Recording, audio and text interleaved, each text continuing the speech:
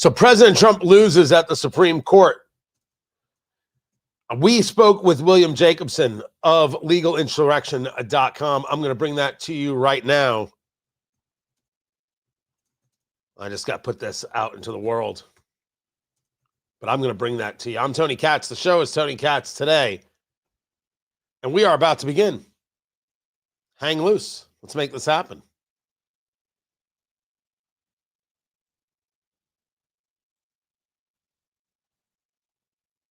It is a strike down of tariffs, a huge loss for Donald Trump.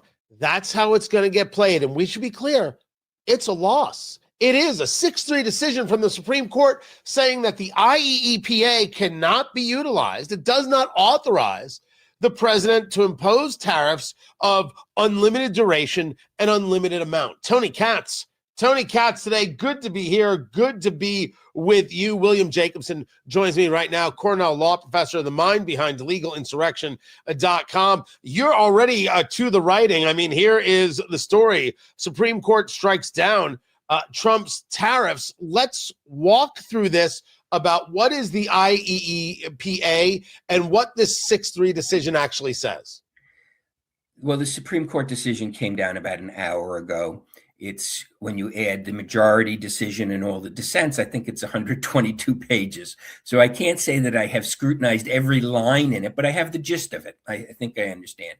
And essentially what Chief Justice Roberts, joined by the 3 liberals, plus the 2 so-called conservatives, Coney Barrett and Gorsuch, found that imposing tariffs was not one of the remedies allowed under the emergency statute that otherwise allows the president to regulate importation. And that's the key phrase, regulate importation. And the question was, what does that mean? And it's not 100% clear, but they held that whatever it means, it does not mean imposing tariffs. And that's really the gist of it. There's a very persuasive, in my view, dissent by Kavanaugh, joined by Thomas and Alito, which argues otherwise, and I'm happy to talk about that. Yeah. But, one of the startling things during the oral arguments when this took place is everybody agreed that this statute to regulate importation would allow Donald Trump to completely bar imports from a particular country. And the argument was, well, if he can bar all imports from China, can he impose a $1 tariff on imports from China? And the Supreme Court held, apparently, no, he can't. And that's where Kavanaugh picked up how nonsensical this is, how nonsensical the reading of the regulation is. So we should be clear that this is about a specific piece of legislation, the IEEPA, which is the International Emergency Economic Powers Act. This isn't a conversation of whether or not tariffs can be implemented. It's that the president was saying, this is the law, the rule that I'm going to utilize in this case, not even necessarily in all cases, but in the cases of China, Mexico, and Canada, for example. That's right. We have to be very clear that this is not a policy argument. I think the policy is hovering over everything, whether you think tariffs are good or bad, but it would be completely consistent to say, I don't like these tariffs. I feel they're an unnecessary cost passed along to the American consumer. That's fine. But that's not the question here. Unfortunately, though, that political question hovers over everything. And the question here is, under this specific law passed by Congress, does the president's power to, quote, regulate importation, close quote, include tariffs? And the Supreme Court held it didn't. And the 3 dissenters says it does. Because historically, Richard Nixon imposed tariffs and those were upheld. Historically, the president's power is very wide-ranging, much in the way it's wide-ranging with regard to things regarding international affairs and foreign affairs. And so Kavanaugh, I think, said, and I don't think he used the word nonsensical, but he used a similar word, that it makes no sense to say the president could completely cut off trade, but not to allow the president a lesser remedy, which is to impose a tariff.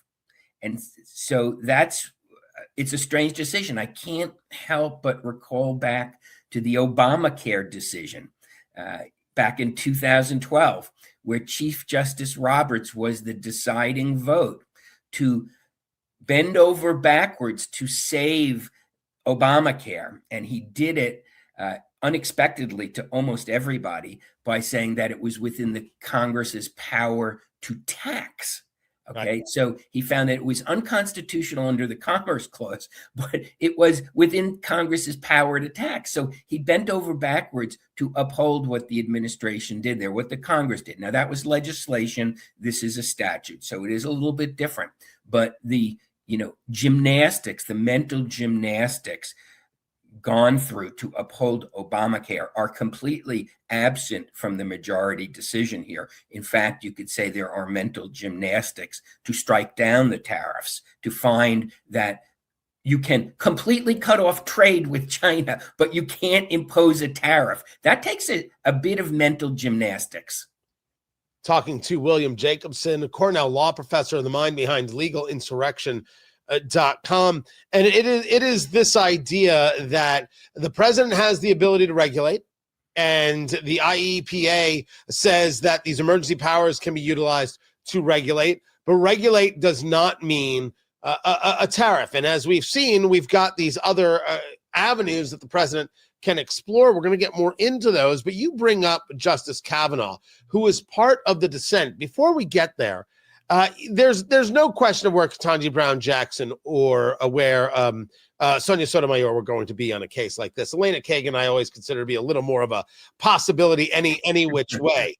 But when Amy Coney Barrett, Roberts, and Gorsuch go over to this side, is this a man we really misread these people? Certainly we misread John Roberts, and that's been a long time held belief by a lot of people. Was it a misread of Amy Coney Barrett and Gorsuch on conservative bona fides, on their constitutional bona fides in doing so? Or have, in their opinion, did they try to make sense of it all? Well, I think they're honest people who hold their views and try to do what they believe is correct under the Constitution and the interpretation of statutes. Yes, it's absolutely true. We supposedly have a 6-3 majority, but I'm not sure we really do. And it's always been that way. The three liberals vote in a block. Okay, I can't say there's never been a case where they haven't voted as a block, but it's rare. They vote as a block. And I haven't had time today, and I'm not sure I have the patience even later today to read the concurring opinions by the three liberal justices. It's somewhat irrelevant at this point. And certainly I don't have the patience to read a Ketanji Brown Jackson concurring, although I may read it, for the lols, so to speak. But the point is, look, the Supreme Court is not in lockstep 6-3 in favor of things this administration does. And that's just the reality. And so I can't say it was a misread of them. Certainly Roberts in many cases has been a huge disappointment. His institutionalist view of the court does not seem to be shared by the three open liberals on the court. And so is it a misread? I don't know, but certainly there have been some disappointments. On the other hand, in emergency petitions to the Supreme Court in this current administration, I think 90% plus have gone in favor of the administration. So while this may disappoint people, and I understand that, I don't think you can write off the court at this point. Certainly the liberals hate this court with a burning passion and can't wait to expand it or destroy it. Right. So you can't win them all. Which is crazy, right? They're gonna love this decision and still hate the court and still say the court's Trump's handpicked court and all the rest. By the way, can we discuss how Trump is the worst dictator and authoritarian in the world? because he's going to go along with what happened. They're going to figure out another way. And I think that's the point to dig in on here. And I want to do that, talking to William Jacobson, Cornell law professor, the mind behind legalinsurrection.com. But let's get into this Kavanaugh dissent as you're talking about it, because you wrote about it and you shared parts of the dissent where Kavanaugh is basically saying about this very concept of regulate via the IEEPA, the International Emergency Economic Powers Act. Hey, rest of the Supreme Court, you don't make no sense. If regulate means I don't have to allow the products in, regulate can easily mean I can set a tariff on the product. This is Kavanaugh's argument to the majority in the court, saying you don't quite actually have an argument here. That's right. And that, again, was discussed at great length during the oral arguments. And it was pretty shocking that even the attorney for the people challenging what Trump was doing admitted, yes, he could completely ban imports from any particular country. It makes no sense. And that's really the problem. I think that what people really have a problem with are the tariffs. Tariffs normally have to be passed by Congress, but there is this carve out. Tariffs are considered by many people, and I think this is right, as a form of tax. Personally, I'm not thrilled with them in my day-to-day life. The cost of the coffee beans I buy has almost doubled, since these tariffs were imposed, because all coffee comes from abroad, except maybe from Hawaii, but that's ridiculously expensive anyway, the Kona coffee. But the point is that you can be opposed to this and say, okay, well, maybe Congress shouldn't have passed this statute, however many decades ago they passed it, but they did. And that's really the question, is what does this mean to regulate importation? And if Congress gave the president the power to do that, doesn't that include all of the lesser remedies short of banning trade? And that's really, I think, the question. And so Kavanaugh, I think, is onto it. Thomas, of course, is always onto it, and Alito. And those are really the core of the conservatives on the court. The other three could go any way on any given case. And before I let you go, my point is comedic, but it's also factual. They're going to claim that Trump's an authoritarian. They're going to claim Hakeem Jeffries, the House Minority Leader, has already said a fantastic win against this wannabe king. They don't stop doing this, even when presented with the reality that, of course, he's not a king. Of course, he's not authoritarian. The Supreme Court has ruled here. If you since there's no other way for the president to go about doing this under the IEEPA, one has to assume he's going to take other measures and other ways to try and keep tariffs somehow alive. I mean, you could argue politically, he says, well, I tried, and now things aren't great. Well, that's because, of the court, because of the leftists and all the rest. He could try and go down that road. But the argument that the left is going to give about authoritarian Trump, would this please put that to rest already? No, it's not. And in fact, Susan Rice, the despicable Obama administration aide, I forget what her title was. She had a lot of high profile titles, put out a video saying they're coming after the Trump supporters. If Democrats get back in power, they are coming after people. They're not hiding it. The reactions that you're seeing have nothing to do with the merits of the case. It's all Trump derangement syndrome. It's about 2026 midterms. It's about 2028 presidential election. The authoritarian no King's Day is complete nonsense. Who is the president who did actually disregard a Supreme Court ruling? Joe Biden on student loans, and they had to come back multiple times. So it's complete nonsense. Trump will obey this like he has obeyed every Supreme Court order, whether they're for him or against him. And in fact, he doesn't openly defy any court orders, as much as some of his supporters push him to do it, to thumb his nose at the federal judiciary, particularly the district courts, which in many cases have gone off the rails completely, with Trump derangement syndrome. He doesn't do that. It's a complete fabrication. I don't know if they believe it. I think some of them believe it. Judging on the postings of high school friends. They have, a lot of liberals have completely bought into this stuff. It's insane. So Trump will find another way to get done what he wants to get done. But there's no question this is a big blow to him, because he was using the tariffs as a lesser remedy rather than cutting off trade to enforce his foreign policy. By the way, Susan Rice was the national security advisor under Barack Obama, and she did refer to, if Democrats win, they will enact an accountability agenda. That was the exact wording that she used. William Jacobson, Cornell Law Professor, legalinsurrection.com. I appreciate you taking the time to be with us. More is coming up. I'm Tony Katz, and this is Tony Katz Today.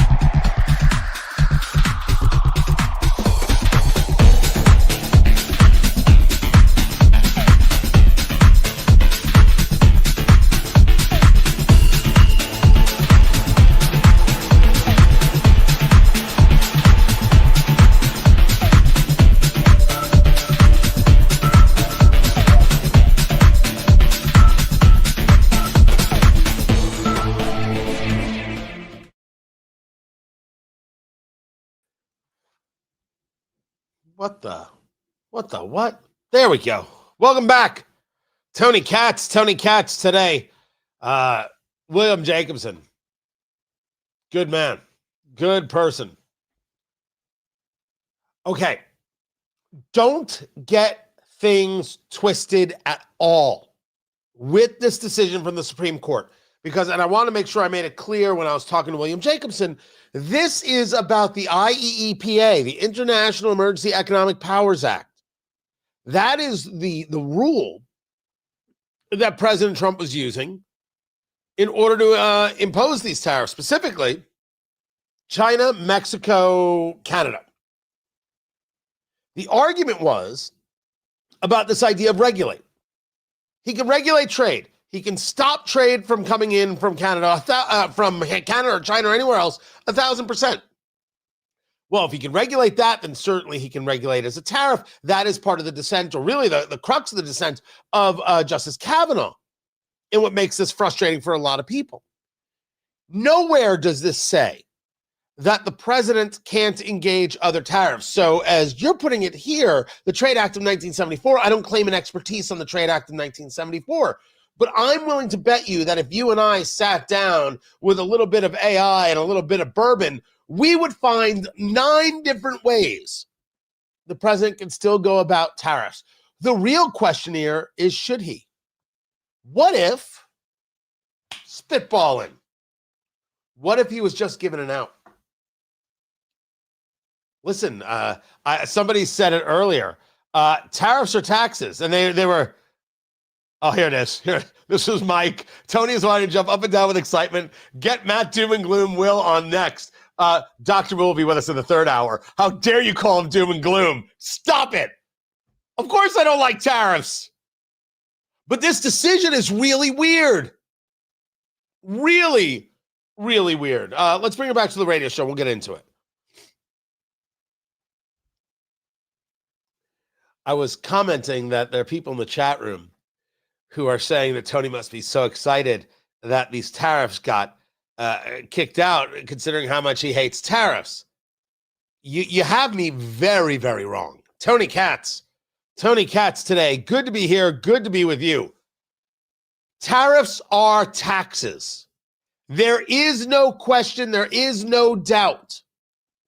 The question before us is that when the Supreme Court says tariffs are taxes, how do they then look at the writing of the IEEPA and say that's what the president was involved in? I call them taxes because I don't know how else you could possibly describe them. That is different than whether or not the president is able to implement the tariffs. Did I say hello? I did. I'm Tony Katz. So make sure we understand this decision. And producer Landon is tracking that we're expecting to hear from President Trump, to which I assume he is going to be, wait for it, unkind towards the Supreme Court. This is about the IEEPA. This is, and you can find the story, as I was talking to William Jacobson, of course, you can find the story at legalinsurrection.com. The IEEPA is the International Emergency Economic Powers Act. It is under this rule, this act, that the president implemented tariffs.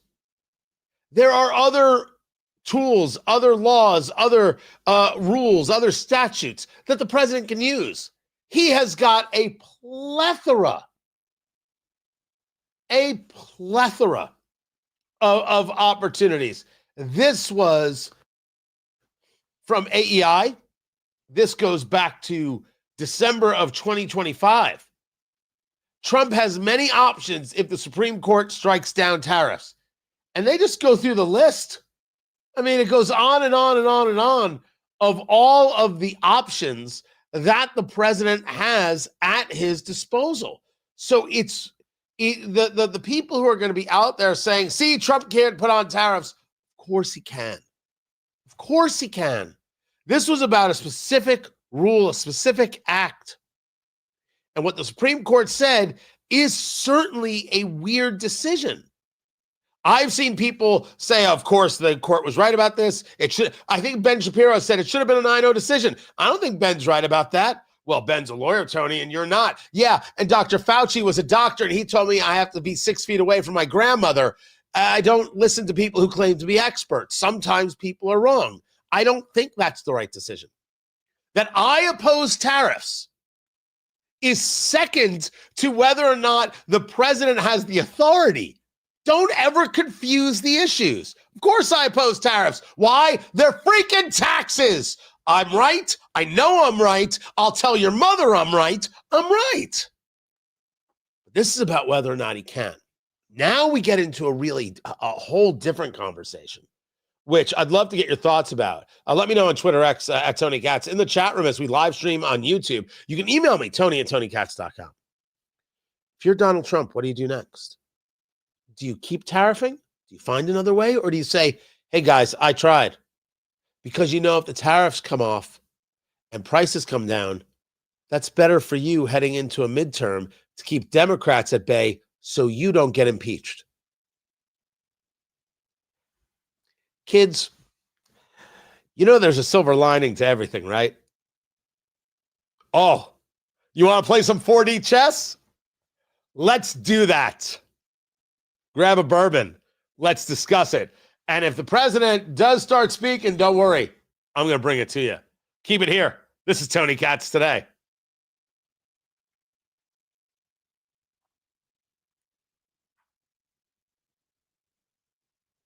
So 12:45. Now, what's weird is they had to move the schedule because Sean Duffy is scheduled to hold a press conference at 1 o'clock. That's going to get moved. Transportation Secretary. This having to do with what's going on with the TSA and the shutdown. And listen, I like Duffy a lot. I have never met the man. I didn't meet him when he was at Fox. I never, ever worked with him. I like him quite a bit. No, they still have Duffy on the schedule, but they have Trump at 12:45. Guys, I what do I have? Oh, I'll tell you what I have. Hold on a second. Yeah, let's throw that there. We'll check this out right here. Where is it? All right. So we can go in one of two directions today. We can go one of two places. I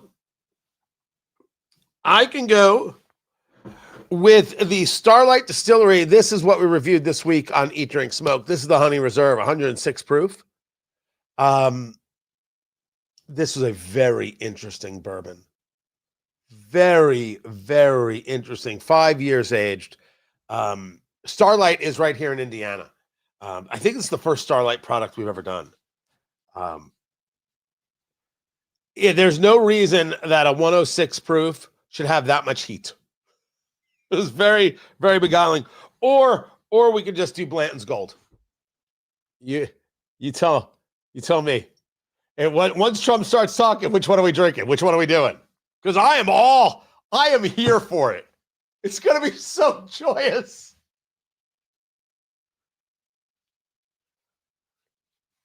And I'm serious. Trump could take this a bunch of different ways.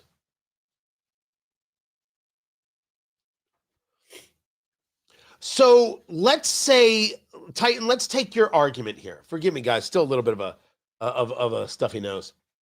Prices won't be coming down, since when prices actually come down with any significance, corporations aren't going to change how they operate. Let's say that no new tariffs come. The tariffs are now rescinded, and the prices don't come down. Now President Trump gets to go out every day to the bully pulpit and punch companies directly in the face, and he will be seen as a hero for bringing down prices and taking down the greedy corporations. Let me ask, you want to take those punches to the face? Yes or no? How do you want this to work? So I get your point is, I think, a standardized point, right? Companies don't lower prices. But I think in this case they do. And I think conversations like this are just ridiculous. He doesn't care. That's just a silly thing to say, right? It doesn't actually do anything. Trump said tariffs didn't raise prices. He can say anything he wants. You and I know differently. Average household spent an extra $1,000. His argument is that if the economy has grown and built up since then, it has worked. It has been effective in creating the trade deals. By the way, what happens now with the trade deals? And then there's the whole trade deficit conversation, which we said from the beginning, tariffs don't change trade deficits. No, not an idiot, but clearly his view of tariffs is not mine, flat out mistaken. It was the thing getting in his way. Some will argue that without the tariffs, things will be much better for him.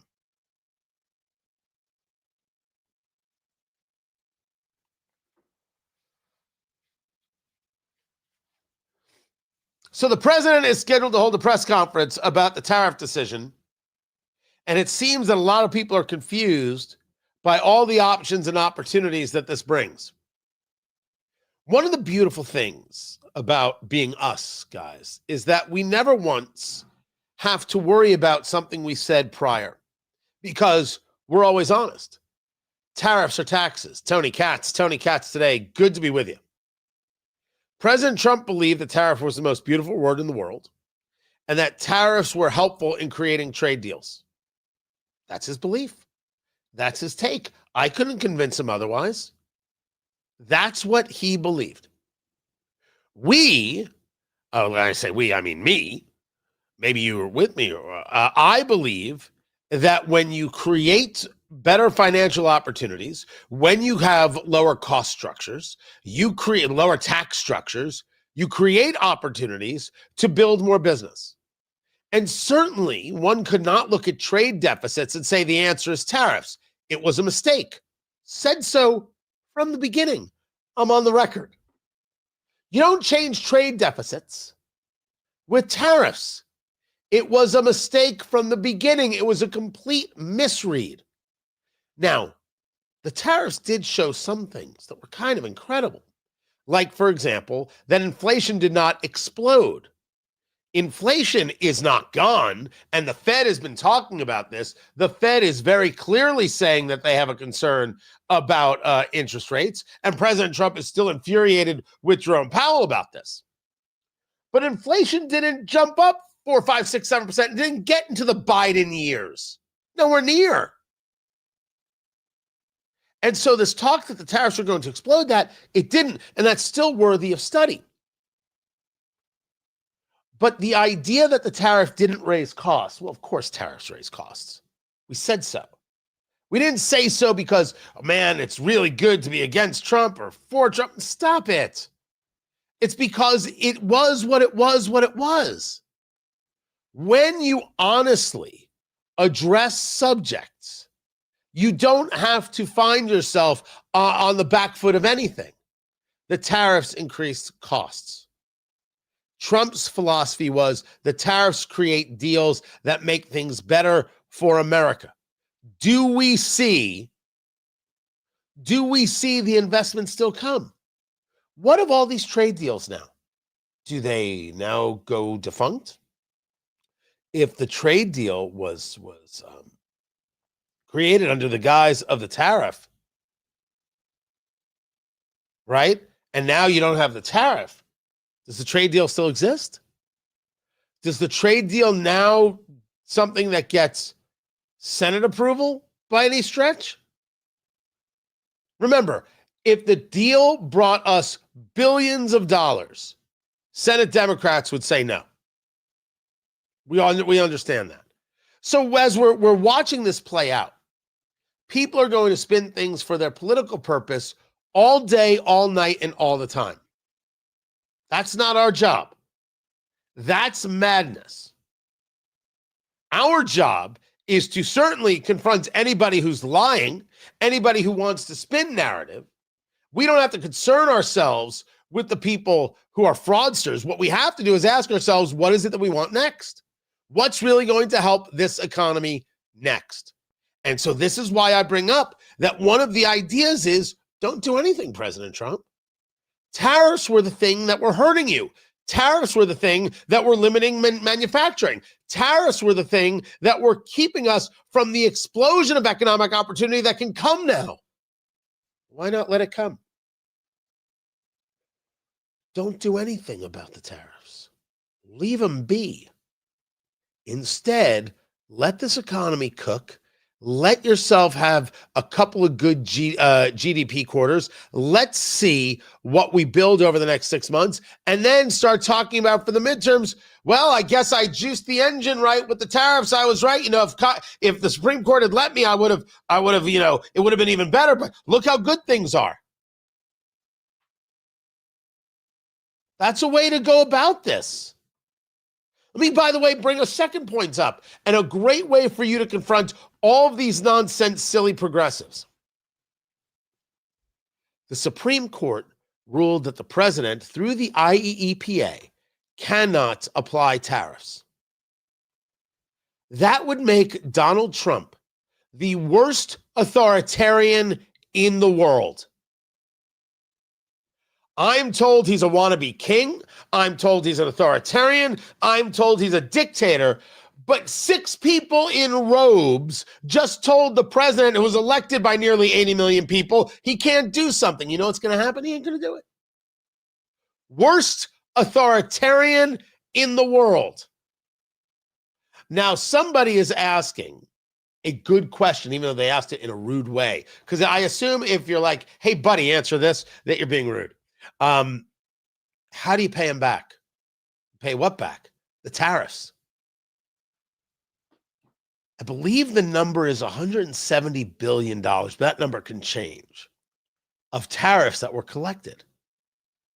They now have to get paid back. And I believe that Justice Kavanaugh even discussed the fact that this idea is insane. Do you know how messy this is going to be? Oh, you better believe it. It's going to be very messy. One would assume it's going to be outrageously difficult to figure out, okay, this dollar goes here and this dollar goes there.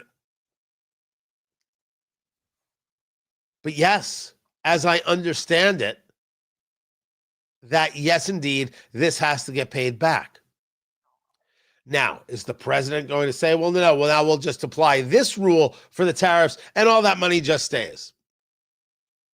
Is the president going to turn to these countries and say, hey, you paid these tariffs, now let's turn it into investment? But wait, the country didn't pay the tariff. We paid the tariff. I swear to you, I wish I had an answer for that one. And I don't. I don't have an answer for that one at all. As a matter of just this decision, even though I don't like tariffs, even though I've been opposed to tariffs, I still think this decision is odd. And the parsing of the idea of this authority, the parsing of the state, the concept of regulating importation, and that it doesn't include tariffs. Take your love or hate for Trump out of it, right? That doesn't matter. The rule says the IEEPA states that the president has the authority to regulate importation. If regulate doesn't include tariffs, but it does include wholesale bans, I don't know. I don't quite know how you square that circle. I don't know how the justices came to that, the 6 justices came to that conclusion. I do know that it proves that Trump is not authoritarian. And now, as a follow-up, for the political left who told us that this was Trump's handpicked court, a terrible court, the court has to be blown up, we need to pack the court's terrible, the court's un-American, what now? Or can we admit that the left is totally full of crap, they're always full of crap, and they will say anything at any time just to go after Trump? Trump always bad, and therefore they will still do anything to go after Trump. They don't actually believe a thing they say. Can they just gaslight and manipulate you in order to get the vote? That's the question ahead of us. And I believe that we know that the answer is yup. They will lie about anything. But if they get power, are they going to pack the court? You better believe it. The president may start speaking soon on the Supreme Court decision. It is dominating the day. Also want to get into what does it mean to engage in a war action with Iran, and is it really 15 days away? I will discuss that as well. Keep it here. I'm Tony Katz. This is Tony Katz Today.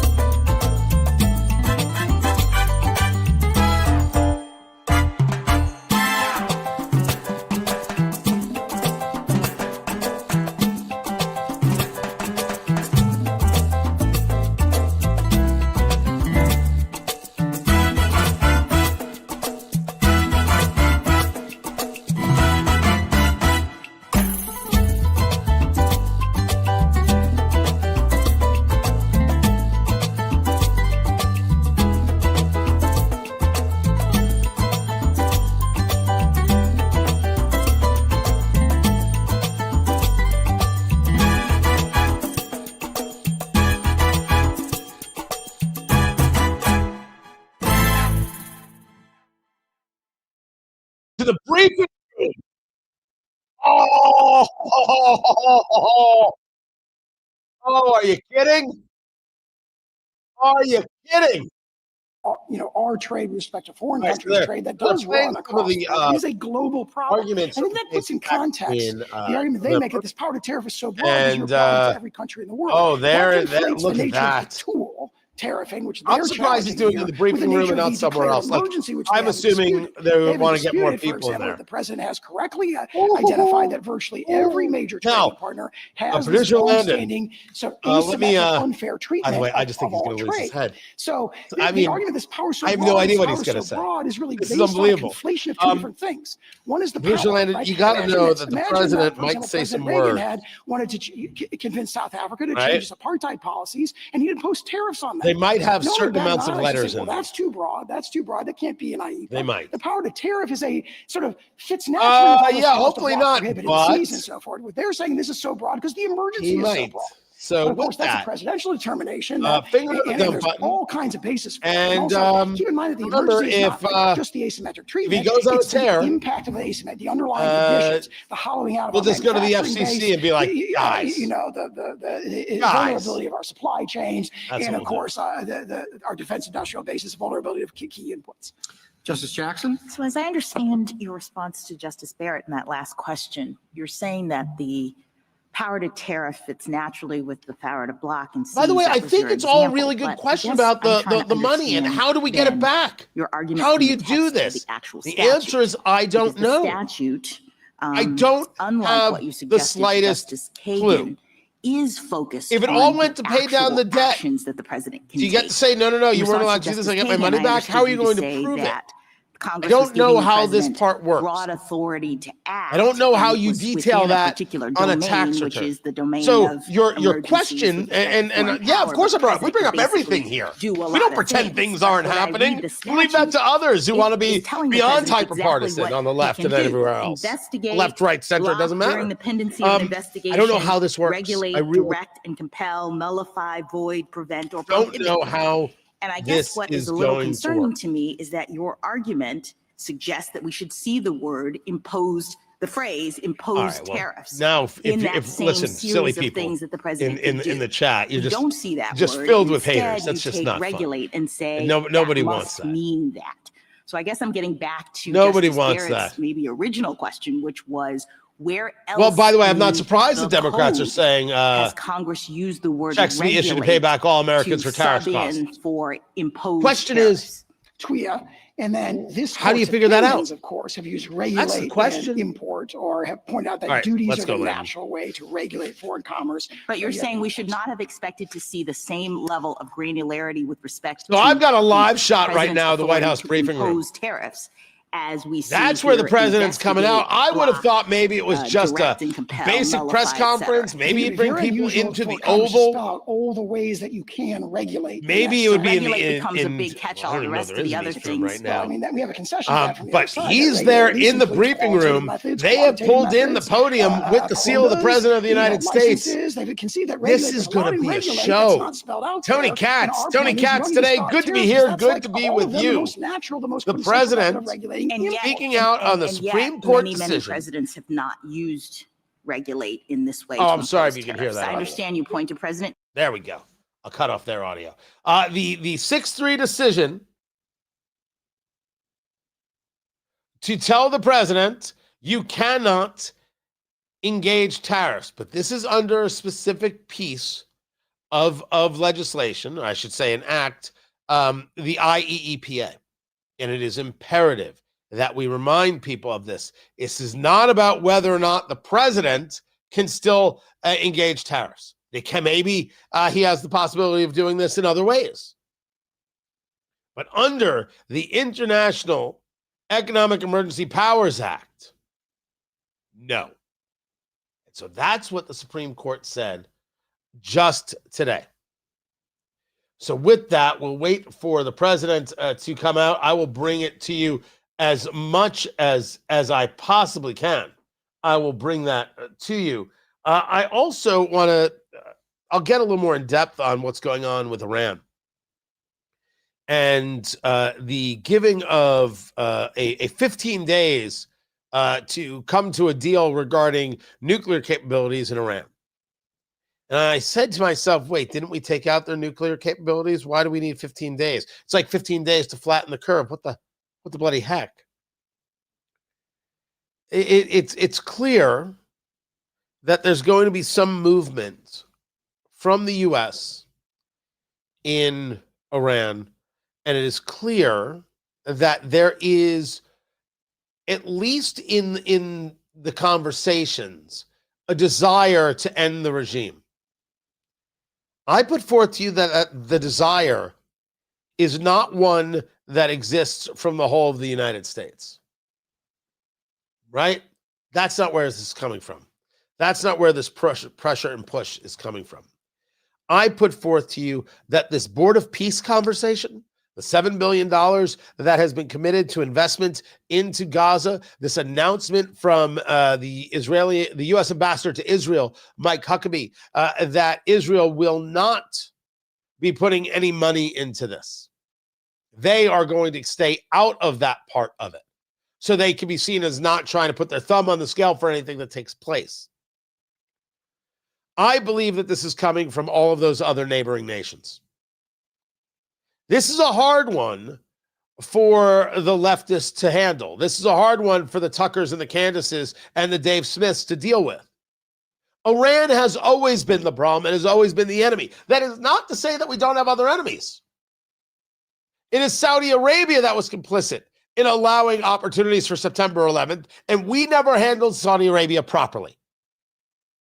It's too late now. Because in the choice of Saudi Arabia or Iran, dealing with the world as it is, not the way we would like it to be, you'd rather deal with Saudi Arabia. No one can deal with Iran. No one wants to deal with the Ayatollah. No one wants to deal with this destabilizing force. No one at all is enjoying the idea that trade has been so impacted, that their safety and security on a daily basis has been so impacted. They hate it. They absolutely cannot stand it. And they know that they are all better off, all of them. Name the nation if Iran isn't there. And if you want to start with the two that believe it the most, it's the Saudis and it's the Turks. They both would like to see themselves as the hegemonic power. They both want to be a dominant player in the area. But they have a problem. The United States wants to be the dominant player in the area. No, wait, that's not right either. They can't engage and create a better world in the Middle East with Iran still there. So they need the United States to help remove that problem. And that's where we are. And that's what we're seeing. That's the situation. That's the deal. I think at this stage of the game, it's hard to deny. At this stage of the game, it would be hard to think that this isn't a large part of the impetus. We're going to put $7 billion into this. We don't want the Iranians bombing something. We don't want them paying for any terrorists. We need this. We need this done with. We can all control ourselves. These guys can't control themselves. So then we got to do something about this. And that's where we are. Now, if that's the case, then we're not talking about coming to deals regarding nuclear capabilities. We're talking about coming to deals of the removal of the Ayatollah, which is the only way to get free people. The only way for those people to survive and thrive and grow. The only way is for the Ayatollah to be gone. That's what we're watching for. The president is scheduled to speak the 6-3 Supreme Court decision going against him, saying he cannot engage tariffs under the IEEPA. What will this mean? How does the money get paid back? There's a lot of questions. The president's scheduled to speak. I'll bring it to you. This is Tony Katz today.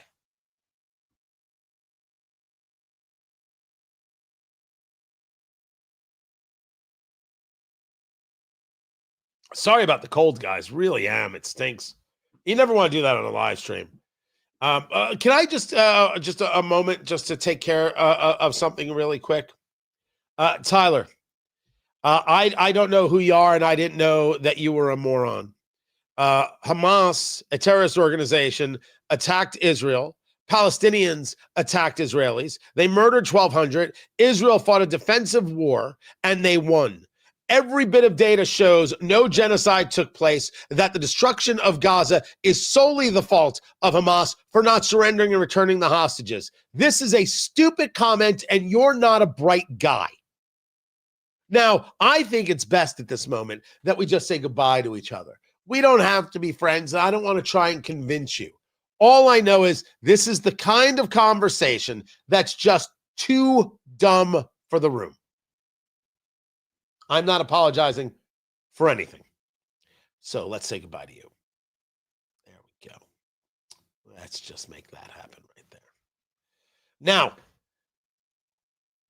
someone said that my audio is a little bit behind. That's weird.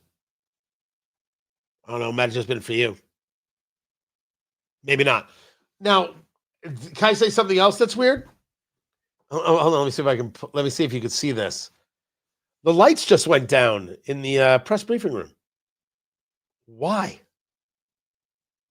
Are they white balancing? Is that what they're doing? I don't know who's at the podium. It might be just doing something with the cameras.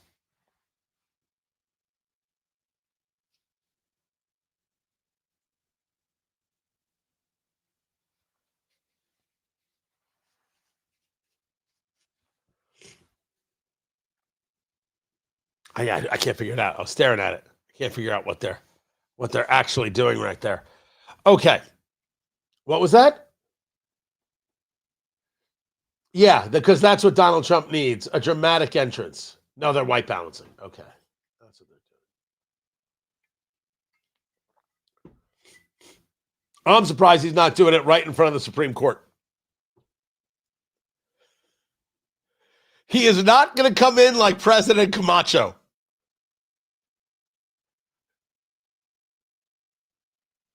That is not it. If he starts talking about how plants crave electrolytes.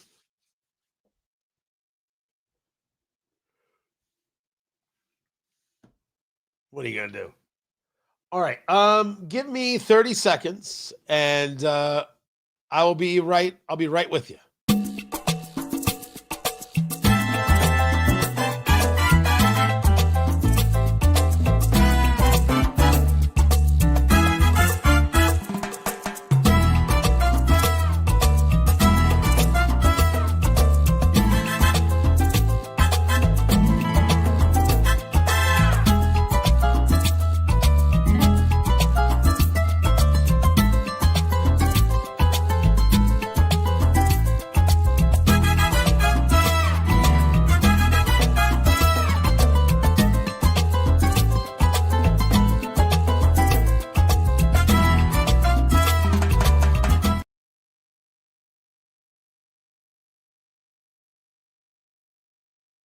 You do not need to see me blowing my nose. That was just not necessary right there.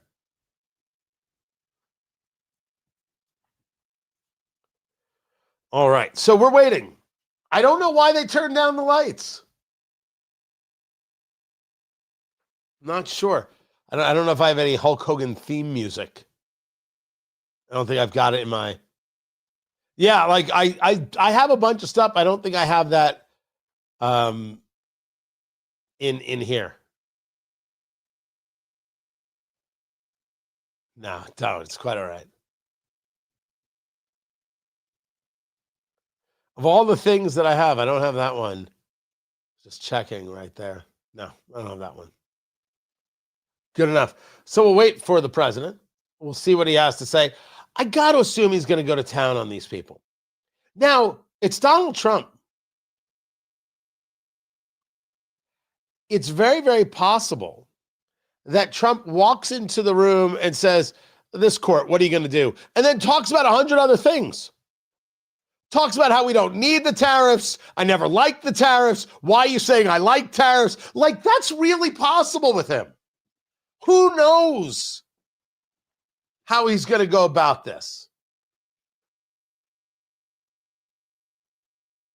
But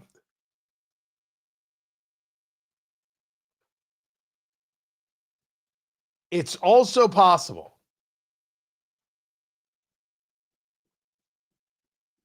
very, very possible,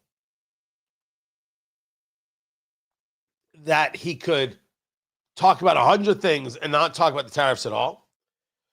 Goldman Sachs supposedly saying that they don't think tariffs are done. They think the president's going to come out with another series of orders and edicts, etc., utilizing other. Remember, they've been preparing for this. Well, are we? Do you really think that? Do you really think that they were unprepared for things going south? They're prepared for everything. Everything. So I would have no doubt that they're like, okay, if X, then Y, and they're going to do this, and this. But yes, I do think that the president could get into a whole bunch of other conversations. It could be a conversation about Iran. It could be a conversation about glyphosates. Oh, the glyphosates. And you're like, Tony, what? So glyphosates are chemicals that are utilized when we're talking about weeds. It's used in Roundup. And there are a lot of people opposed to having these things utilized in the United States, which is really a larger conversation about pesticides. The president signed an executive order, and Robert F. Kennedy Jr. is backing this up. This executive order that says we need to be making these things here. We can't rely on other people manufacturing these things. These things need to be made right here in the United States. And allegedly, the MAHA movement, Make America Healthy Again movement, is apoplectic about this. You promised this and you promised healthy or that, and we don't want these things in our food. Now, I don't claim any expertise on glyphosates. I would say I also don't want it in my food. But that's different than whether or not we have places and reasons to be creating these chemicals on our own for purposes that might actually be necessary. So, yes, someone's asking, didn't RFK sue? He did. I believe it was Monsanto, and he won $290 million when he was an environmental lawyer. Correct. That is an accurate thing you just said there. You're asking the right question. That is something that took place. That doesn't make RFK right. And we certainly don't know the case in and of itself and what it may be entailed. You're not going to have me sit here and say Monsanto are the greatest people who ever did anything anywhere. Monsanto's perfect. All hail Monsanto. No. But are there situations where we want this chemical, where it actually does protect food supply as opposed to harming it? Well, maybe just because somebody's squawking on social media doesn't make them right or accurate at all. So as I understand the executive order, this is about production. This is about whether or not we should be making our own goods. Now, if you want to argue it ends up in the groundwater, it ends up here, there, and everywhere. That's the conversation we should be having. It could end up here, could end up there. I do not know the science on glyphosates. I think I'm pronouncing it right, aren't I? Glyphosates, sorry. I don't know where it ends up next. I don't know if it's all negative all the time. I would clearly say that one of the things we should be looking at is what are the pesticides we utilize on food here? How are we doing damage to ourselves? And whether or not we should just stop it already. Same thing is true is conversations regarding corn. What kind of corn are we growing?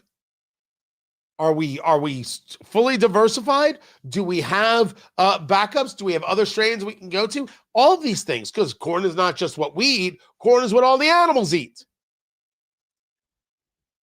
Just because an executive order gets signed doesn't mean that everything has now gone to hell. And the people saying, well, this is dividing the Maha movement, I have no proof of that at all. I think that's what people want, because the Maha movement can help you win the midterms.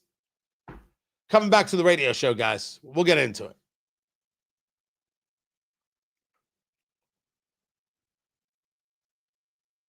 We are waiting on the President of the United States, Tony Katz. Tony Katz today, good to be here, good to be with you. Why is the President speaking? Because the Supreme Court ruled against him. 6-3 decision on tariffs. Now, we should be clear that this is about one specific instance regarding the IEEPA. That would be the International Emergency Economic Powers Act, which states that the president has this authority to regulate importation. He can regulate imports, but he can't tariff them, because what the court said is tariff is a tax. And if a tariff is a tax, well, Congress are the only ones who can implement a tax. In that, maybe we have a real problem here. Because if they want to argue that all tariffs are taxes and only Congress can implement a tax, they're saying that under any situation, the president can't implement a tariff. And I don't think that's true at all. You're right. I call tariffs taxes because they are. That is different, right? I'm giving the layman's. That's different than how we categorize things in a legal framework and whether or not these things are allowed. So the president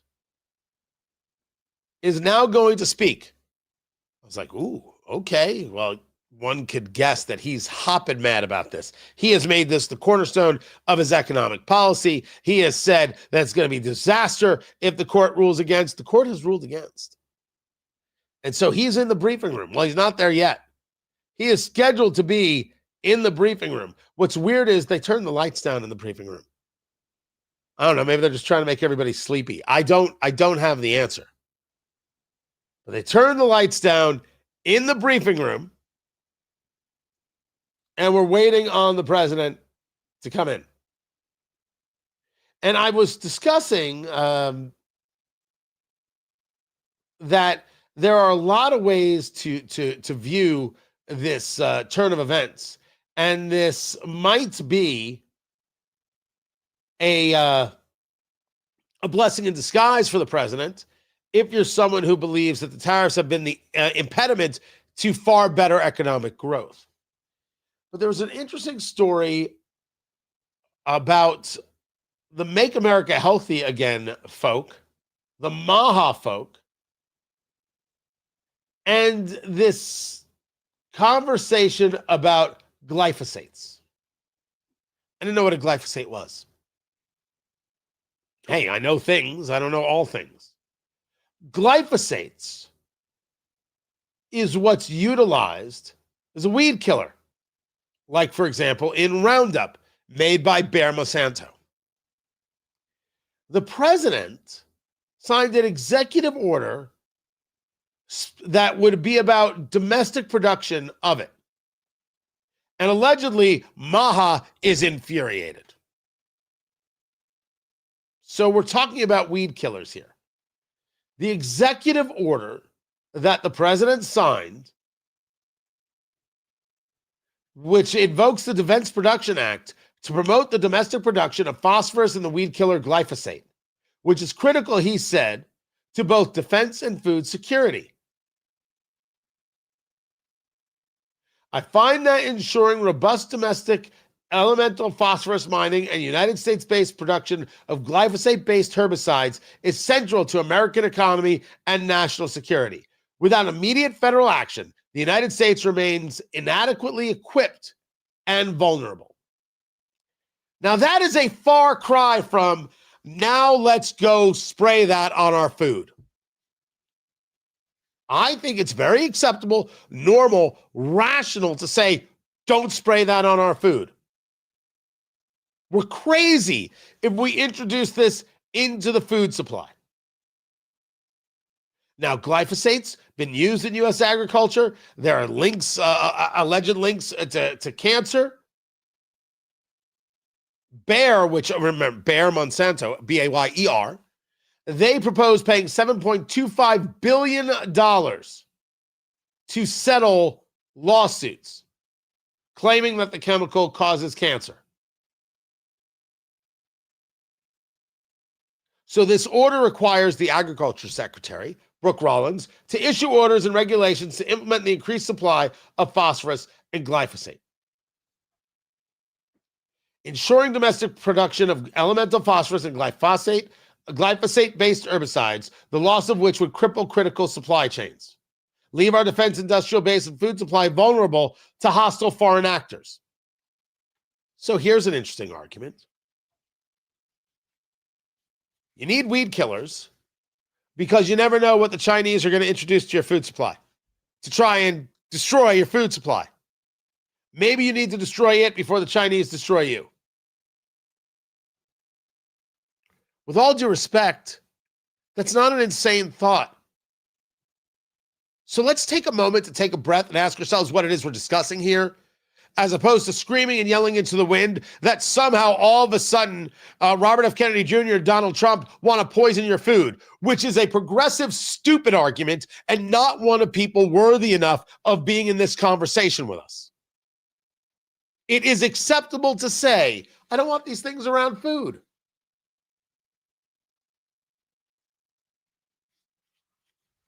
It might also be acceptable to say, we might need to have these chemicals that we can produce if others want to engage in a level of warfare that we haven't even fathomed. Because that's how I take this executive order. That's how I take this. We cannot take any step. This was Robert F. Kennedy Jr. last year. We cannot take any step that will put a single farmer in this country out of business. There's 1 million farmers who rely on glyphosate. Now, I do not know if it's 1 million farmers. I don't know if that's true at all. But I would be curious to hear from farmers on what they utilize it for and what issues they see from it. Or are we going to find that because we have these chemicals, we're able to feed everybody? Two things can be true. And so this is where I start. You might want to be the people producing this yourself so you can be protected against people who are trying to do you harm. And the idea that some nation wouldn't start attempting to engage agents into crops and into fields to re-engineer and a whole host of things regarding food stuffs. Well, I'm sorry, you haven't read enough sci-fi or dystopian novels, and also you're not thinking the way they think. You're not thinking the way they think. You want to destroy a country? Starve it. This is a real issue. But the follow-up here is, now that this executive order is at play, let's now make this a much larger conversation. How about we discuss what chemicals we do have going into our food and how we eliminate them? Why don't we just open up the conversation as opposed to just immediately screaming about the conversation? Just screaming about this stuff doesn't solve anything. There might be a need for it. And certainly there could be an argument to us having our own supply and not being dependent on foreign actors. Does it mean that we want it in our bread, our chicken, our cereals? I think we could discuss how we don't, and maybe discuss ways to ensure it stays out. I don't know. Maybe this is time for a rational mind, and nobody out there wants to be rational. The president is scheduled to speak. When he does, I'll bring it to you. I'm Tony Katz. This is Tony Katz Today.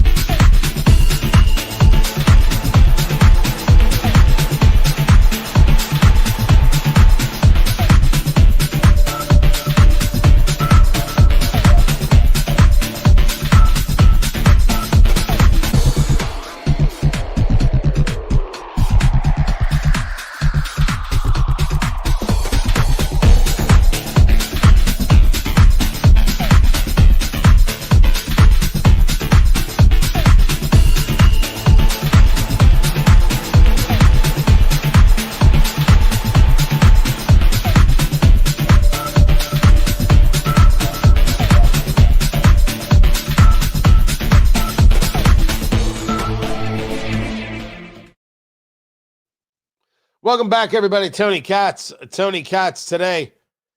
Good to be with you. Get rid of glyphosate and see a worldwide famine, the likes never before seen. That isn't hyperbole.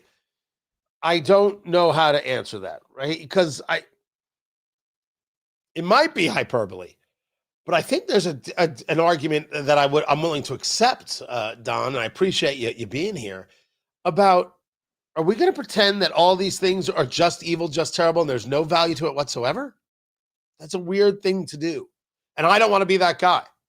But I think it's acceptable to ask, how do we limit these things or eliminate certain things? Can't we find another way and maybe a better way?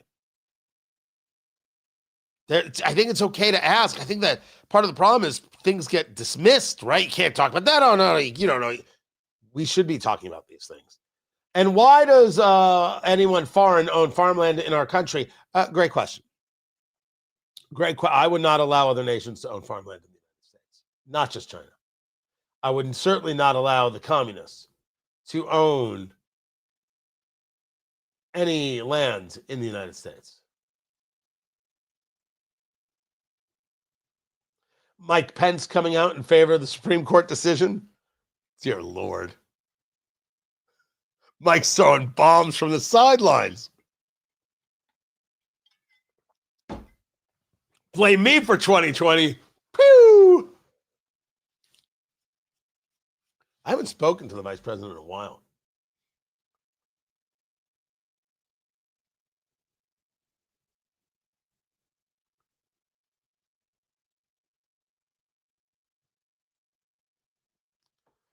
If he doesn't come out here, there's going to be a riot.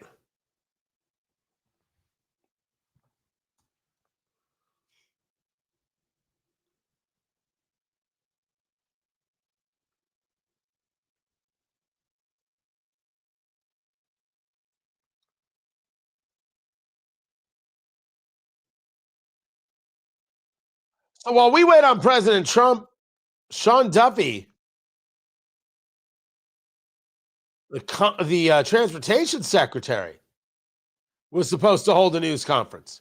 But I think he's holding off. I think he's holding off because he doesn't want to step on the president's toes. Meanwhile, the president hasn't started this press conference yet. This press conference regarding the Supreme Court decision saying that the president cannot, through the IEEPA, engage tariffs. So let's get into one of our other subjects. And that is what we have seen from these student walkouts about ICE.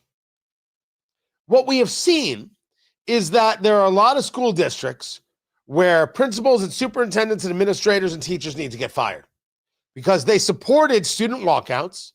They supported utilizing children as props for the political games of adults.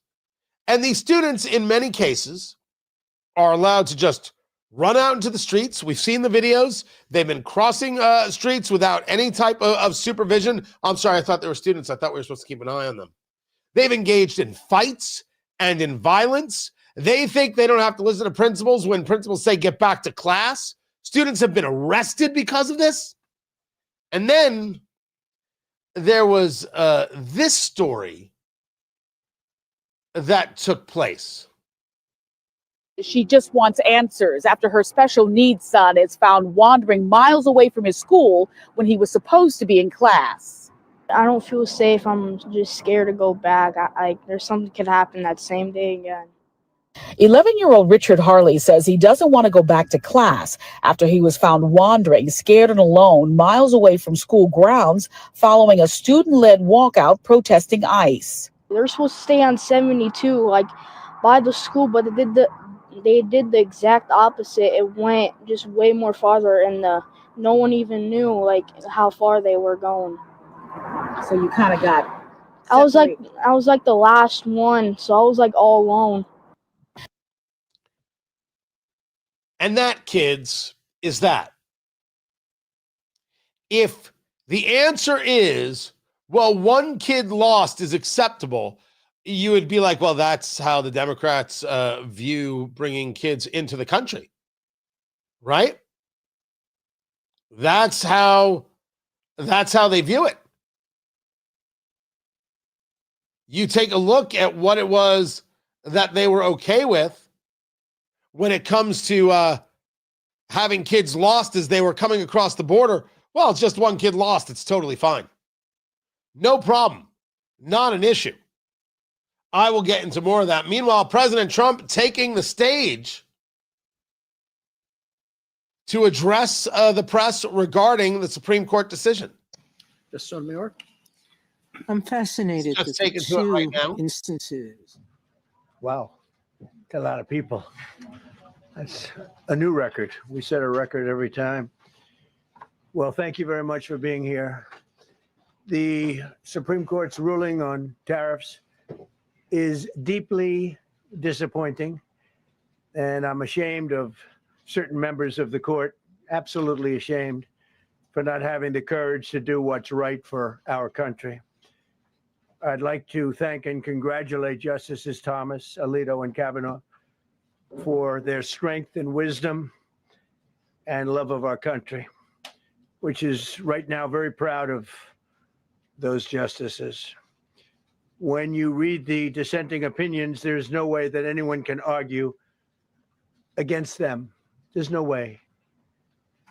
Foreign countries that have been ripping us off for years are ecstatic. They're so happy. And they're dancing in the streets, but they won't be dancing for long, that I can assure you. The Democrats on the court are thrilled, but they will automatically vote no. They're an automatic no, just like in Congress. They're an automatic no.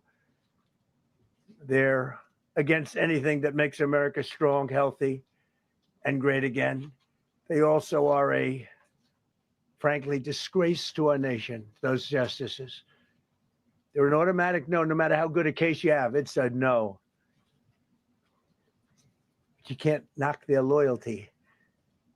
It's one thing you can do with some of our people. Others think they're being politically correct, which has happened before far too often with certain members of this court. And it's happened so often with this court. What a shame. Having to do with voting in particular, when in fact they're just being fools and lapdogs for the rhinos and the radical left Democrats, and not that this should have anything at all to do with it. They're very unpatriotic and disloyal to our Constitution.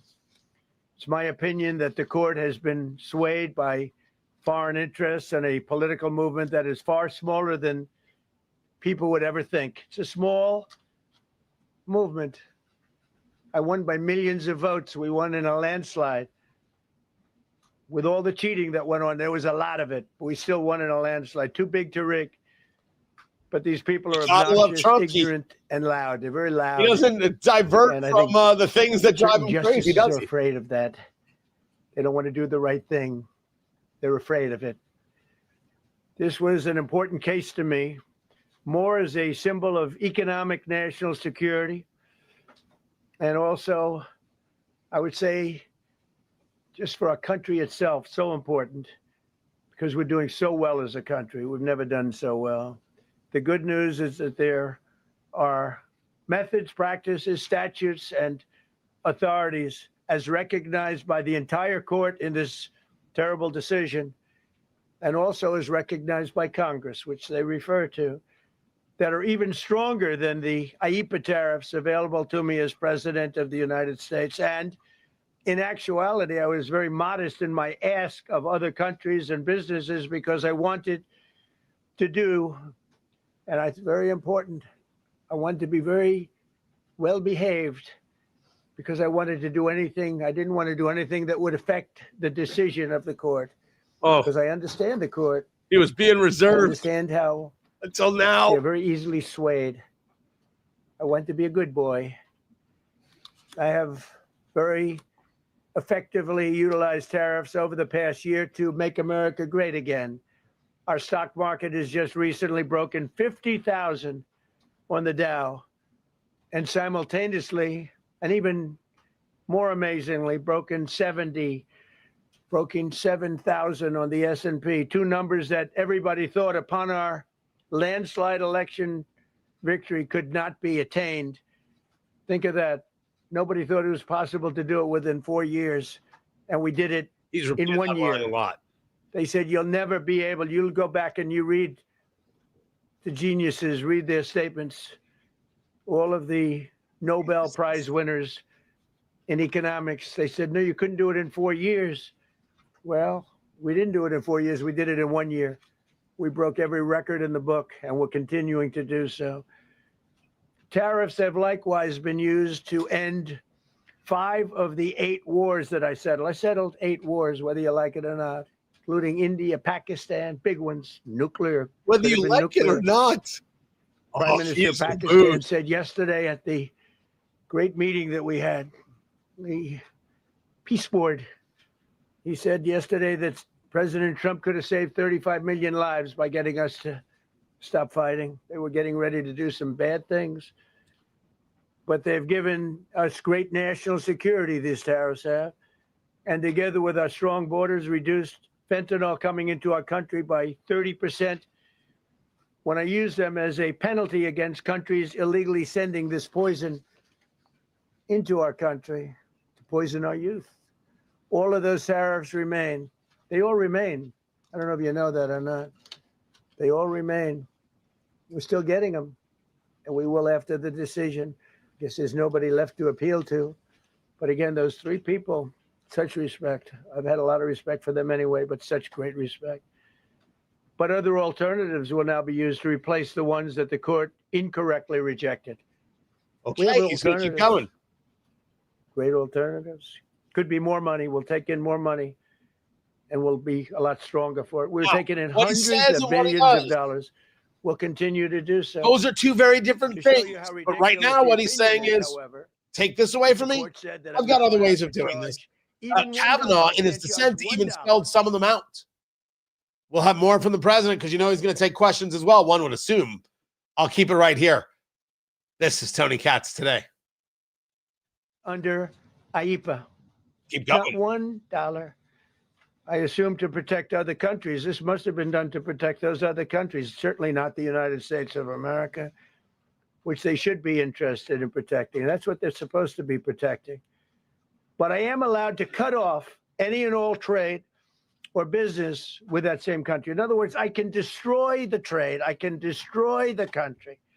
I'm even allowed to impose a foreign country destroying embargo. I can embargo. I can do anything I want, but I can't charge $1 because that's not what it says. And that's not the way it even reads. I can do anything I want to do to them, but I can't charge any money. So I'm allowed to destroy the country, but I can't charge them a little fee. I could give them a little 2-cent fee, but I cannot charge under any circumstances. I cannot charge them anything. Think of that. How ridiculous is that? I'm allowed to embargo them. I'm allowed to tell them you can't do business in the United States anymore. We want you out of here. But if I want to charge them $10, I can't do that. It's incorrect. Their decision's incorrect. But it doesn't matter because we have very powerful alternatives that have been approved by this decision. You know, they've been approved by the decision for those that thought they had us. And they're saying that I have the absolute right to license, but not the right to charge a license fee. So think of that. I have the right to license. It's a very powerful word. In many ways, license is more powerful than tariffs. In fact, I was thinking about using it. But they came up with the idea that I can license, just like the people that were opposing me told them to do, but not the right to charge a license fee. Think of that. Who ever heard of such a thing? What license has ever been issued without the right to charge a fee? You get a license, you charge a fee. It's automatic, but not with this court. But now the court has given me the unquestioned right to ban all sorts of things from coming into our country, to destroy foreign countries, but a much more powerful right than many people ever thought we even had, but not the right to charge a fee. How crazy is that? Our country is the hottest country anywhere in the world right now. And it was a dead country 1.5 years ago under an incompetent president. But now I'm going to go in a different direction. probably the direction that I should have gone the first time, but I read the language. I'm very good at reading language, and it read our way 100%. But now I'll go the way I could have gone originally, which is even stronger than our original choice. As Justice Kavanaugh, whose stock has gone so up, you have to see, I'm so proud of him, wrote in his dissent, although I firmly disagree with the court's holding today, the decision might not substantially constrain a president's ability to order tariffs going forward. So think of that. The decision might not substantially constrain. And it doesn't. He's right. In fact, I can charge much more than I was charging. So I'm going to just start. Although I firmly disagree with the court's holding today, the decision might not substantially constrain a president's ability to order tariffs going forward. That's because numerous other federal statutes, which is so true, authorize the president to impose tariffs and might justify most, if not all, of the tariffs issued in this case. Even more tariffs, actually.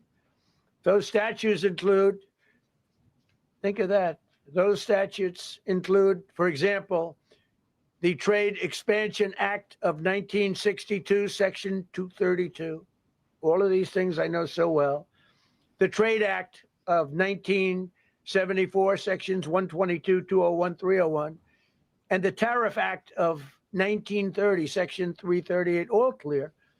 But it's a little bit longer process.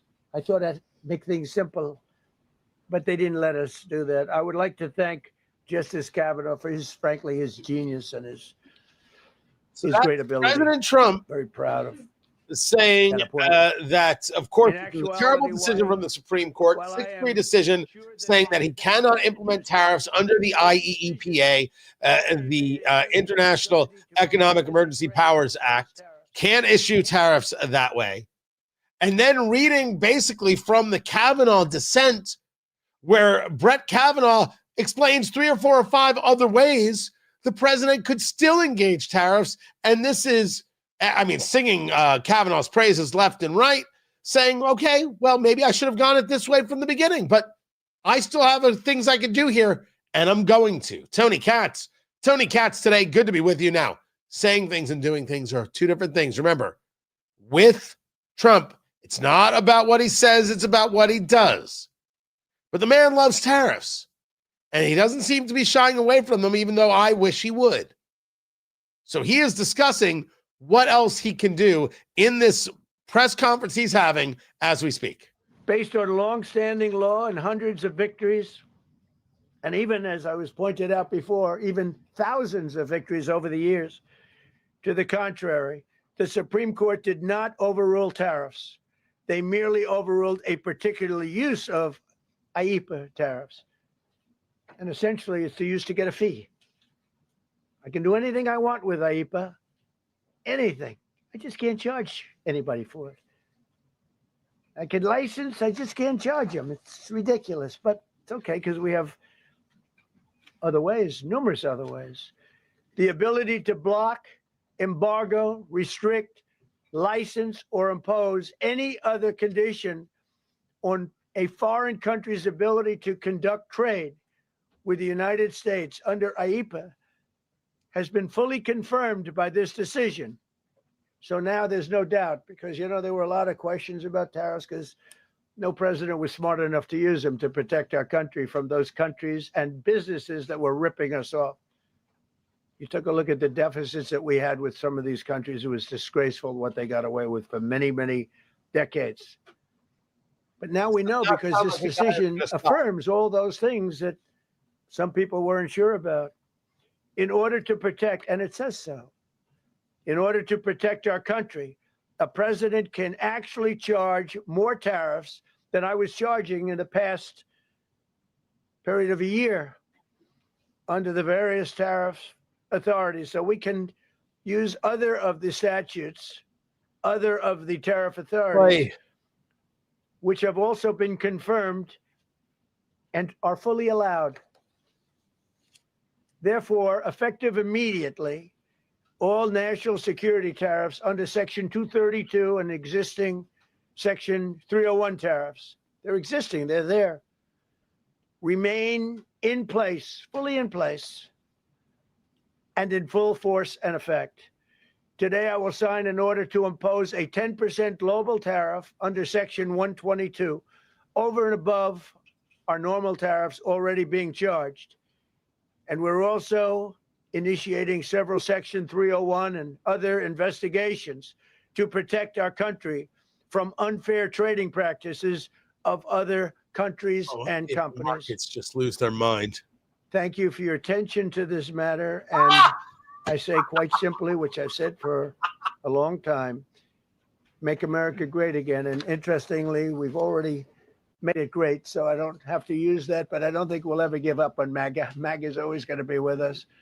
If you have a few questions, you can let us know. But just to end, so we're going forward, we will be able to take in more money, and there'll no longer be doubt, because there was always doubt. I know the people that brought the lawsuit, and they're sleazebags, major sleazebags, but I know them, and they're foreign country centric. They were sending things into our country, and the people representing them knew full well, but they were sending things into our country, and they were beneficial to other countries, but very, very bad for us. And I stopped it, and we'll just keep it going. So we have a totally firm decision now. And I don't think the court meant it, because the court doesn't show great spirit toward our country, in my opinion. A lot of bad decisions, but there are usually ways around it.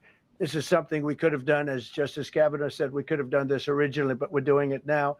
And the numbers could be far greater than the hundreds of billions we've already taken in. Yeah, please. Thank you, Mr. President. Mr. President, I'm very curious. You've spoken about in the red. Thank you so much, Mr. President. Justice Thomas and Alito, as you know, are the most conservative constitutional justices. Do you think that you'll get to appoint 2 more justices later this term with similar ideologies? And what type of vetting process will they go through to ensure they uphold? I don't know, but they're great justices. That's all I could say. And I hope they're going to be around a long time. I hope they're going to stay healthy. They're great people. They're great. And Justice Alito, too, to add to the group. These are great men. Right. With a great love of our country and a great understanding of the law. Mr. President, are you going to ask Congress to take additional action on tariffs now? No, I don't need to. It's already been approved. I mean, I would ask Congress and probably get it. When people look at the real numbers and you look at hundreds of billions of dollars that have come into our country. Yesterday, I was at a steel plant, as you know, and went to great place, great plant, great, wonderful people. And they were telling me, I said to them, you were there, a lot of the press in this room. Of course, I don't think this plane's big enough to take the press in this room, but a lot of the press right here. We're in Georgia. And I said to the owner, I made a speech at a factory. They make steel products. And I said, how are you? Nice to meet you. How's business? President, I'd love to kiss you. This is a very powerful man. I don't want to be kissed by that man, but a very powerful, strong man. He's been in the steel business for many years. His father started it. And he said, sir, I want to kiss you. I said, why? He said, because we were down to working 1 hour a week, and then you came in and imposed tariffs, and all of that foreign junk that they were dropping into our country stopped. And we're now going to double shifts, 7 days a week, and we may be very soon going to 24 hours around the clock, almost 7 days a week. He said, sir, I want to kiss you so badly. And I said, no, thank you.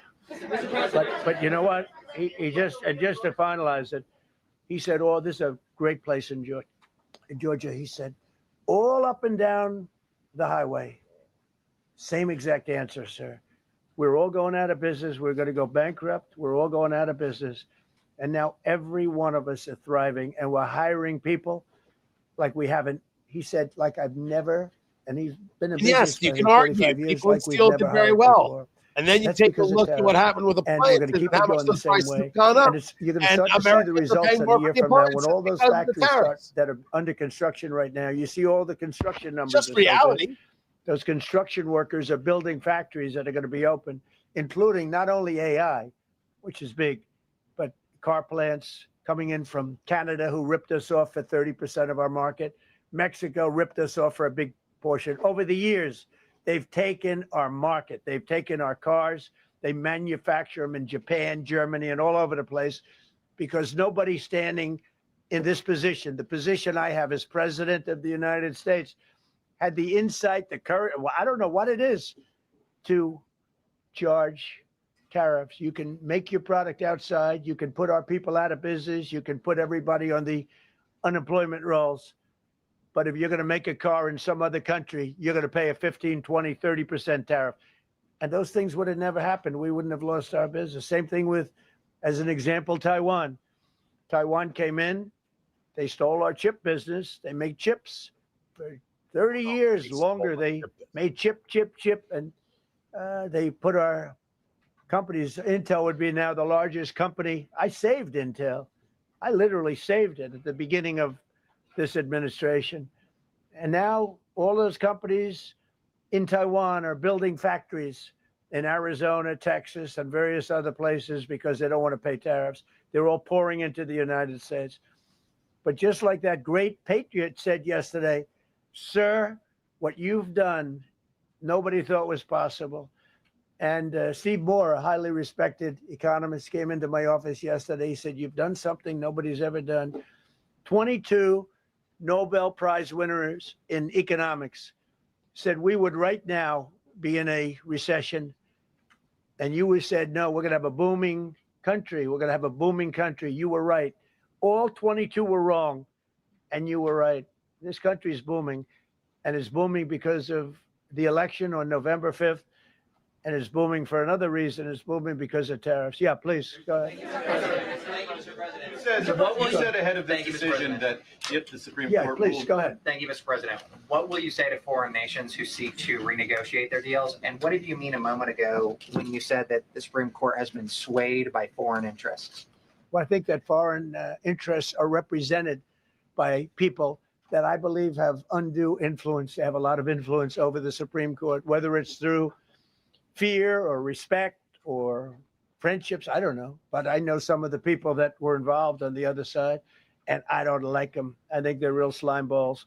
And got to do what's right for the country. You got to do what's right for the Constitution. Oh. That's why I respect so much Justice Thomas and Alito, Kavanaugh, because they not only dissented, their dissent is so strong. When you read their dissent, you know, a lot of times you'll read a dissent and it's like, well, you don't know, it could go either way. There's no other way. The good news is, it's like Justice Kavanaugh said, very strongly said, you have other ways you can go. You don't have to go that way. You can go other way. And the president is clear. He's going to continue with tariffs, and he's saying immediately we're implementing this, this, and this, and keeping these tariffs in place, and we're going to look at other things. Kavanaugh did lay out a blueprint. You could do all these other things. So, okay. I wish he wouldn't, but I am not going to get my wish. Keep it here. This is Tony Katz today. All right, let's bring it back. No, you please. I'm not talking to you. I don't talk to CNN. It's fake news. Go ahead. Mr. President, yesterday you made the case that the economy is the hottest it's been in a long time. Right. January jobs report beat expectations. CPI report beat expectation. Real wages are up. What would you tell Americans who are worried that this decision will kind of throw the economy that you have projected going in the right direction at a very rapid pace off track? Well, thank you for the question. And I will say this, we really are at a very important point. I've been waiting for this decision so long. They could have made this decision a long time ago. Not complex. They're wrong on it. It's a ridiculous decision, but they should have released this a long time ago. We waited months. And that gave uncertainty. Now we have certainty. And I think you're going to see the country get much stronger because of it. Look, we were ripped off by almost every country in the world. If you look at the surpluses, almost every country in the world that did business with us, our people were stupid. And I blame presidents for it because they're ultimately the leader. We were being ripped off by almost every single country in the world had some massive surpluses. China had hundreds of billions of dollars in surpluses with the United States. They rebuilt China. They rebuilt the army. We built China's army by allowing that to happen. I have a great relationship with President Xi, but he respects our country now. Now, what we've done, I charged China a 20% tariff as a penalty for sending fentanyl in. And that was 20 times more than they could make by selling fentanyl. And I said, at some point you're going to say, and they have reduced it. Fentanyl is down by more than 30% coming into our country. Part of that is a strong border. We have a strong border now. But thank you. Thank you for your question. Mr. President, sir, you warned once in a social media post that if the Supreme Court did this, shot down your tariffs, the U.S. would be, quote, financially defenseless. Are we financially defenseless right now? No, because we're doing something in a different way. We're doing something in a very powerful way. By the way, legit. And we're using things that some people thought we should have used in the first place. But it's absolutely legit to say you said this. Is it still hold? So that's not a gotcha. His words. Did you mean this? Is this true? All right. Peter, go ahead. Thank you, President Trump. So since Liberation Day, there's about $175 billion in tariff revenue that is now in limbo. Do you have to refund $175 billion? Think of it, Peter. Very fair question. They take months and months to write an opinion, and they don't even discuss that point. We've taken in hundreds of billions of dollars, not millions, hundreds of billions of dollars. And so I said, well, what happens to all the money that we took in? It wasn't discussed. Wouldn't you think they would have put one sentence in there saying that keep the money or don't keep the money, right? I guess it has to get litigated for the next 2 years. So they write this terrible, defective He's not giving back decision, money. Totally defective. It's almost like not written by smart people. And what's his argument that he didn't have to give back money? Your question is very basic. That was the first question I asked also to make you feel good. He said, what about all the money that we've taken in? Sir, they don't discuss that. How crazy is that? What you're saying is, are you saying that you don't plan to honor refunds for companies that file for them? I just told you the answer, right? I told you the answer. It's not discussed. We'll end up being in court for the next 5 years. Go ahead, Green. Thank you, Mr. President. When you are talking about the relationship with countries that you have sought trade deals with, do you anticipate that they will seek to renegotiate those? What do you say to them? And do you view this as a potential undermining power for your we're negotiations? going straight ahead with 10% straight across the board, which was the absolute right to do. And that's taking place. That's a lot of money coming into our country. And then during that period of about 5 months, we are doing the various investigations necessary to put fair tariffs or tariffs, period, on other countries. So we're doing that period, but we're immediately instituting the 10% provision, which we're allowed to do. And in the end, I think we'll take in more money than we've taken in before. The markets are up a little. President, you've used the tariff revenue to pay for a host of federal policies. You claim that they will pay for them. What happens? Well, like the farmers, we took care of farmers. The farmers were mistreated by foreign countries very badly, very, very badly. And last week, I gave them $12 billion out of tariff money. We intend to, out of tariff money, because just so you understand, we have tariffs. We just have them in a different way. And now they've been confirmed by the Supreme Court of the United States. So there's no longer that question out there about tariffs. And we'll be taking in hundreds of billions of dollars. And countries that have treated us badly will have to pay a price for treating us badly. The president is being clear. It will be a 10% tariff, global tariff. After hearing the Supreme Court decision 6-3 against being able to utilize tariffs through the IEEPA or IEEPA, Tony Katz today. And when asked point blank about the $175 billion the U.S. has taken in via tariffs, President Trump's answer is, they didn't tell us what to do, so I guess there's going to be lawsuits. And we're going to be in court for years figuring out, he actually said 5 years, figuring out who gets what. So no, don't anticipate a refund. Although the president could change his mind on that very, very quickly. Tony Katz today. I keep forgetting when I say hello. The president's got his team over there. I believe that's Jameson Greer, the who does the trade work. That led to our huge trade deficit. And so you can look forward in the coming days and weeks to seeing all of that come out, and we're going to keep continuity in the program. We're going to keep addressing this so that the deficit can keep going down. That's the trend it has, and we can make America great again. No. One more question. Several of Republicans in Congress have supported this decision by the Supreme Court. And Hakeem Jeffries, the Democratic leader, has called you a wannabe king. Why wouldn't him a low IQ? But why wouldn't he doesn't even know? And I watched him the other day interview. The guy doesn't even know what a tariff is. But there's been bipartisan criticism. No, not bipartisan. Of the tariff. Excuse me. There's several A few Republicans people. have said that. Yeah, But a why few people. wouldn't you just work with Congress to come up with a plan? I don't have to. To push tariffs. I have the through? right to do tariffs, and I've always had the right to do tariffs, and it's all been approved by Congress. So there's no reason to do it. All we're doing is we're going through a little bit more complicated process. Not complicated very much, but a little more complicated than what we had. We'll be able to take in tariffs, more tariffs. And the Congress people and the Congress, the Canadian tariffs last week. Yeah, There's yeah, been votes you in the know why? Senate against it. Yeah, because we lost 2 Republicans or 3 Republicans because they're not good Republicans.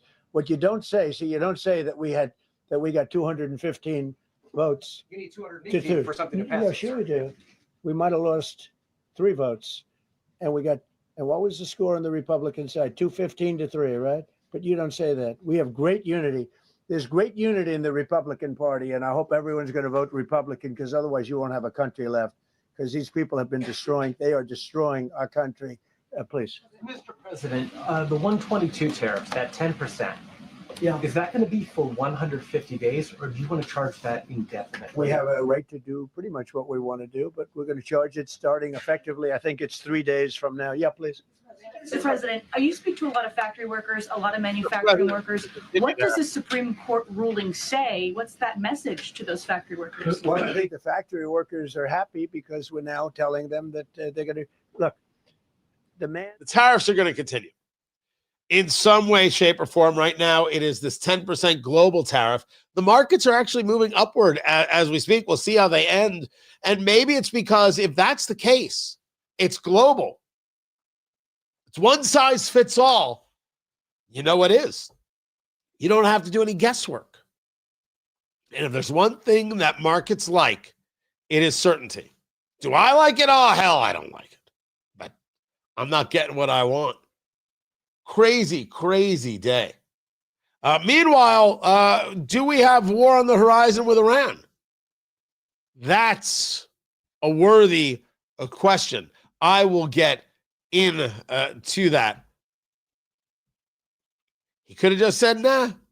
Nope, he's going full bore. And these are going to somehow work better? Well, I guess we're all about to find out. More to get to. Find everything at TonyKatz.com. This is Tony Katz Today.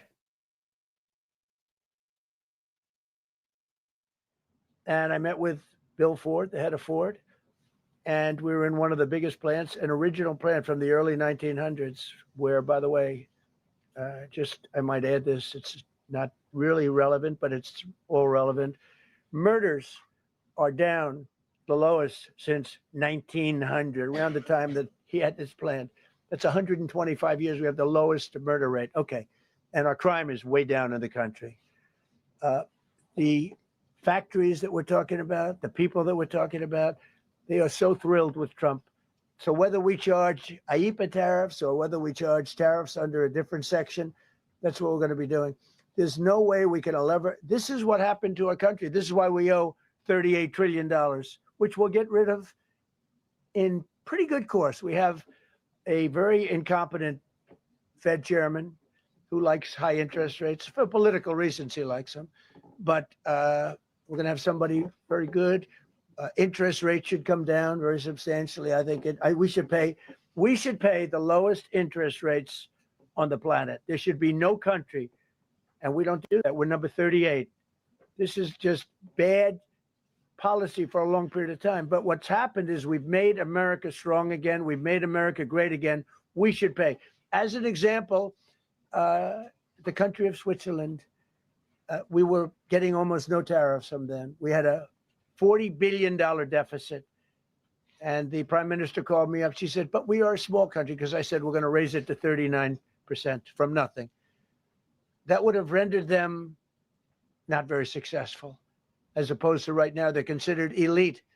But if we put a tariff, they would. And I realized then, she said, but sir, we are a small country. I said, you're a small country with a big deficit. For us, you're making a lot of money off the United States.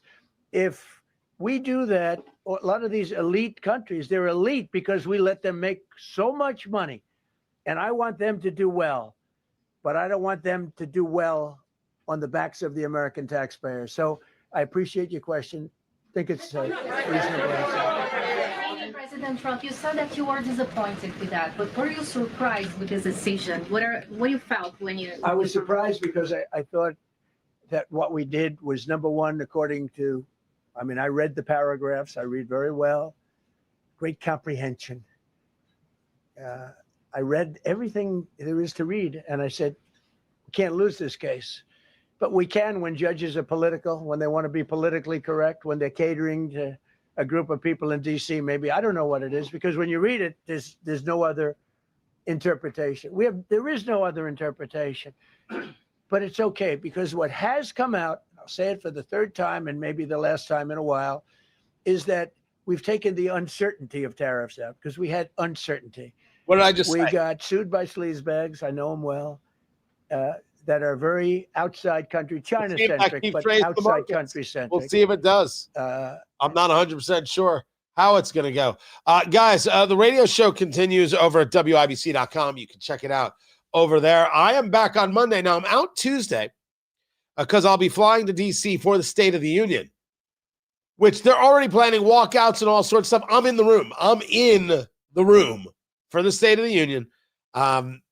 Who knows what's going to happen? And then I'll be live from D.C. on Wednesday with the full breakdown of everything that happened. Oh, yeah. It's going to be something else. Something else indeed. Can't wait. Cannot wait to bring that to you.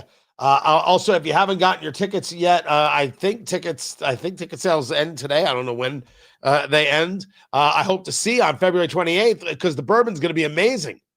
Tickets.TonyKatz.com. I'm going to talk about how we win the midterms. And man, this is going to play into it. All of this, huge, massive. Get your tickets. Come join me. February 28th, tickets.TonyKatz.com.